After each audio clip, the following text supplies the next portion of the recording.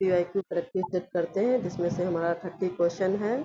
इसमें से first question है हमारा, भाषा सीखने का सबसे प्रभावी माध्यम क्या है? ए में है रटना, बी में है अभ्यास और संवाद, और सी में है दंड, और डी में है परीक्षा। वो क्वेश्चन नंबर 1 का आंसर होगा बी, अभ्यास और संवाद। अब हम लोग चलते हैं क्वेश्चन नंबर 2 में, भाषा अर्जन लैंग्वेज एक्विजिशन का मुख्यतः किससे होता है? ए में है स्वाभाविक वातावरण, बी में है केवल पुस्तक से, सी में है परीक्षा से, और डी में गृहकार्य से। क्वेश्चन नंबर 2 का आंसर होगा ए, स्वाभाविक वातावरण से। अब हम लोग चलते हैं क्वेश्चन नंबर 3 में है, भाषा शिक्षण का मुख्य उद्देश्य क्या है? ए में है व्याकरण याद करना, बी में है भाषा कौशल विकसित करना, सी में है केवल लिखना सिखाना, और डी में है परीक्षा पास कराना। क्वेश्चन नंबर 3 का आंसर होगा बी, भाषा कौशल विकसित करना। अब हम लोग चलते हैं क्वेश्चन नंबर 4 में है, सुनना किस भाषा कौशल से संबंधित है? ए में है गणनात्मक कौशल, बी में अभिव्यक्त्यात्मक कौशल, और सी में लेखन कौशल, और डी में है वाचन कौशल। तो क्वेश्चन नंबर 4 का आंसर होगा ए, गणनात्मक कौशल। अब हम लोग चलते हैं क्वेश्चन नंबर 5 में है, निम्न में से कौन सा अभिव्यक्त्यात्मक कौशल है? ए में है सुनना, बी में है पढ़ना, सी में है बोलना, और डी में है अवलोकन करना। क्वेश्चन नंबर 5 का आंसर होगा सी, अभिव्यक्त करना मतलब बोलना। क्वेश्चन 5 का आंसर होगा सी। हम लोग चलते हैं क्वेश्चन नंबर 6 में, बालक सबसे पहले कौन सा भाषा कौशल सीखता है? ए में है लेखन, बी में है पठन, सी में श्रवण, और डी में है व्याकरण। बालक सबसे पहले श्रवण करता है, पहले सुनता है। तो क्वेश्चन नंबर 6 का आंसर होगा सी, श्रवण। अब हम लोग चलते हैं क्वेश्चन नंबर 7 में, भाषा शिक्षण में त्रुटियों को माना जाता है। ए में असफलता, बी में सीखने की प्रक्रिया का भाग है, सी में है अनुशासनहीनता, और डी में है कमजोर। क्वेश्चन नंबर 7 का आंसर होगा सी, सीखने की प्रक्रिया का भाग है।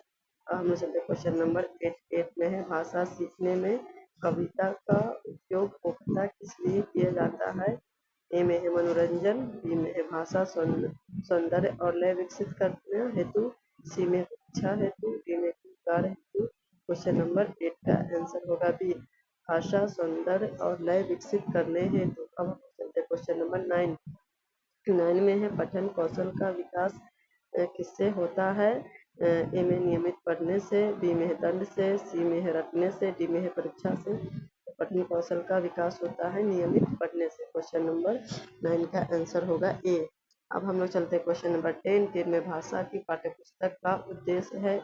ए में है केवल जानकारी देना, बी में भाषा प्रयोग के अवसर देना, सी में है केवल प्रश्न पूछना, और डी में है गृह कार्य देना। तो क्वेश्चन नंबर 10 का आंसर होगा डी, भाषा प्रयोग के अवसर देना। अब हम लोग चलते हैं क्वेश्चन नंबर 11 में, श्रुतलेख किस कौशल से संबंधित है? ए में सुनना और लिखना, और बी में है पढ़ना और बोलना, और सी में है बोलना और लिखना, और डी में है केवल लिखना। तो क्वेश्चन नंबर 11 का आंसर होगा ए, सुनना और लिखना श्रुतलेख कहलाता है। बच्चा पहले सुनता है फिर लिखता है, इसलिए हमारा आंसर ए होगा। अब हम लोग चलते हैं क्वेश्चन नंबर 12 में है, भाषा सीखने की प्राकृतिक क्रम क्या है?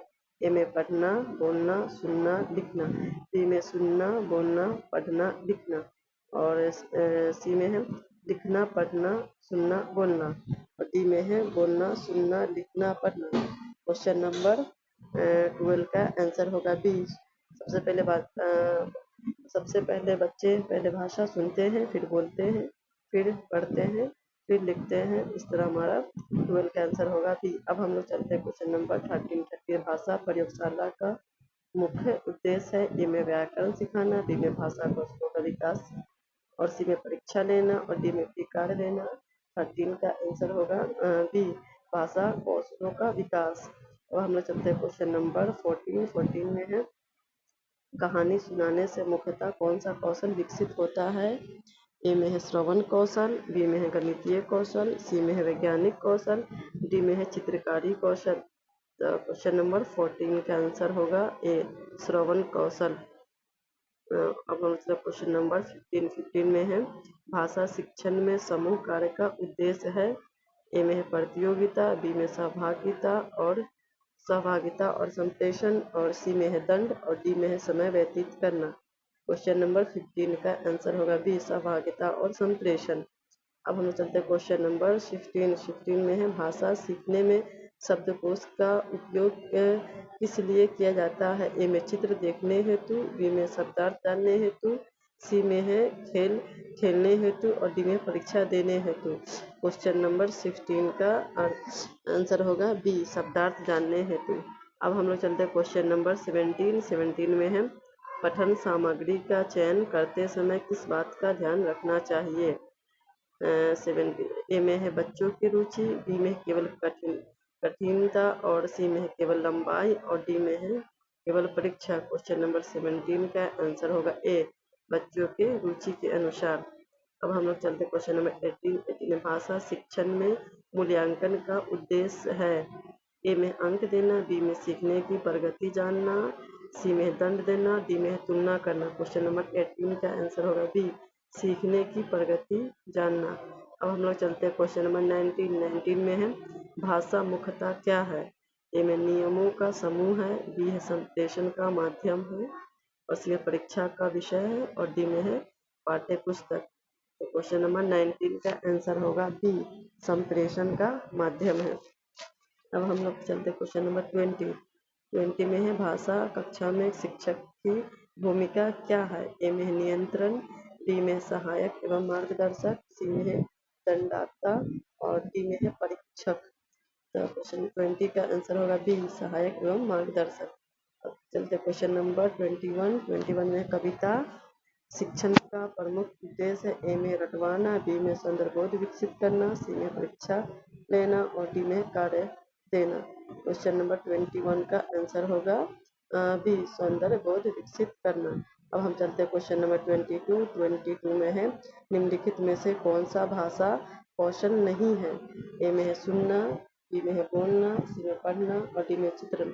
यहाँ भाषा कौशल नहीं पूछा था, नहीं का आंसर होगा डी चित्र बनाना। और सुनना है, बोलना है, पढ़ना कौशल है, चित्र बनाना कौशल नहीं है। और हम चलते हैं क्वेश्चन नंबर 23 में है मातृभाषा का प्रयोग प्राथमिक स्तर पर ए में सहायक होता है, बी में हानिकारक होता है, सी में आवश्यक नहीं होता है, डी में निषिद्धि होता है। क्वेश्चन नंबर 23 का आंसर होगा ए सहायक होता है। मातृभाषा प्राथमिक स्तर पर सहायक होता है। अब हम लोग चलते हैं क्वेश्चन नंबर 24 में है भाषा शिक्षण में परियोजना कार्य प्रोजेक्ट वर्क का उद्देश्य है। ए में रचना, बी में अनुभव आधारित अधिगम, सी में दंड देना और डी में परीक्षा लेना। क्वेश्चन नंबर 24 का आंसर होगा बी अनुभव आधारित अधिगम। अब हम लोग चलते हैं क्वेश्चन नंबर 25 में है भाषा कक्षा में संवाद गतिविधियाँ किस कौशल को बढ़ाती है। ए में है बोलना, बी में है गणना करना, सी में चित्रकारी और डी में है खेल। 24 का आंसर होगा ए बोलना।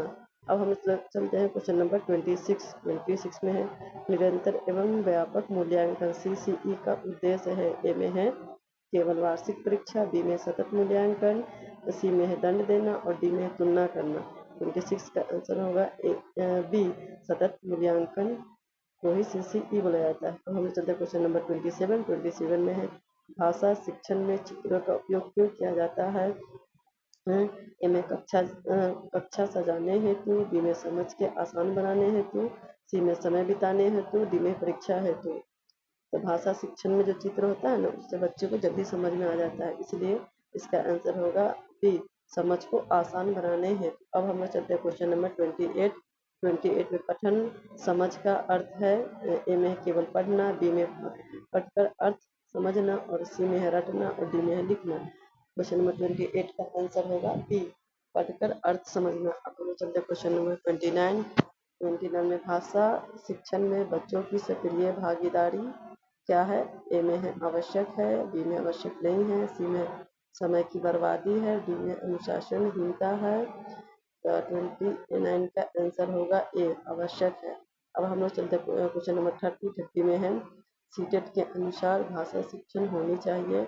ए में बाल केंद्रित, बी में है शिक्षक केंद्रित, सी में परीक्षा केंद्रित और डी में है पुस्तक केंद्रित। तो क्वेश्चन नंबर 30 का आंसर होगा ए बाल केंद्रित। इस तरह हम लोगों ने 30 क्वेश्चन सॉल्व किया है। आप लोग भी अपना देख लीजिए कि आपका इसमें से कितना सही है कितना गलत है। हम यहाँ सारे का आंसर यहाँ पे दिया हुआ है, आप लोग अपने क्वेश्चन से मिलान कर लीजिएगा। कि आपने कितना सही बनाया है।